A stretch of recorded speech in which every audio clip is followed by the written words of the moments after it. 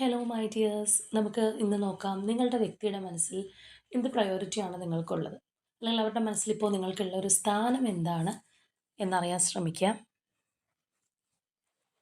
ഈ ഒരു ടൈമിൽ നിങ്ങളുടെ പേഴ്സണെ കുറിച്ച് വളരെ ഡീപ്പായി ആലോചിച്ചുകൊണ്ട് തന്നെ റീഡിങ്ങുമായിട്ട് കണക്റ്റ് ആവാൻ ശ്രമിക്കുക.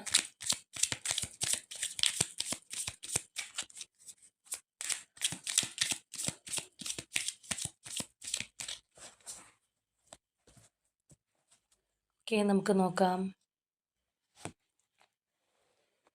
King of wands,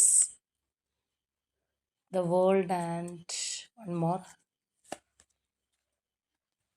page of coins. ഇവിടെ നിങ്ങളെ വളരെ ഒരു എനർജറ്റിക് പേഴ്സണായിട്ടാണ് ഈ ഒരു വ്യക്തി നോക്കിക്കാണുന്നത്. മാത്രമല്ല ഇവരുടെ ലൈഫിൽ ചിലപ്പോൾ നിങ്ങൾ ഒരുപാട് മോട്ടിവേഷൻ കൊടുത്തിട്ടുണ്ടാവും, അല്ലെങ്കിൽ അവർക്ക് ഇൻസ്പയറിംഗ് ആവുന്ന ഒരുപാട് കാര്യങ്ങൾ പകർന്നു കൊടുത്തിട്ടുണ്ടാവും. അതായത് ഒരു ഫുൾ സപ്പോർട്ട്, ആ ഒരു എനർജിയൊക്കെ നിങ്ങൾ അവർക്ക് കൊടുത്തതായിട്ട് തന്നെ അവർ കാണുന്നുണ്ട്. അല്ലെങ്കിൽ ഒരു ഘട്ടത്തിൽ ആ ഒരു പേഴ്സൻ്റെ ലൈഫ് മാറ്റിമറിച്ചിട്ടുള്ളൊരു വ്യക്തിയായിട്ടാണ് അവർ നിങ്ങളെ നോക്കിക്കാണുന്നത്.